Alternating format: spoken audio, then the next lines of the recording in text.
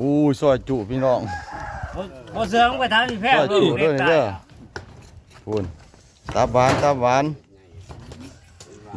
มาพี่กัดด้วยนี่เด้อ ไรสุด หัวหน้าได้ช โอ้ ด ยคัก มึงมาเฮ็ดกักเว้ยเฮ็ดแบบอยู่น้ำหมกแก้วเลยยายุบยา กินแบบเสือเลยโดดกินบ่มีจุไฟว่าซั่นกินข้าโค้งกินข้าโค้งนี่มันมือสังหารเด้วยมือเสือเรื่องนี่สังหารอันนั้นคืออันยัง มันสิเมาดิ จาโยมพิบาล สิเมามันกลัวพัดจงอ่างสนามเนาะโอ้ หัวกับพ่อซื้อคือหยัง3ล้านหาตัวบักใหญ่หนึง เนาะ ตอนไหนมึงยังไปจั่วกับว่า ตัวจะนอนครับ เขาเบิ่งเขาหัว3ล้านหา เราก็ว่า ซ้ำขอเอาซื่อๆว่าซั่น ตัวจะนอนครับ ได้จอมาเด้อว่าแม่ มันยังมีหลายโตอยู่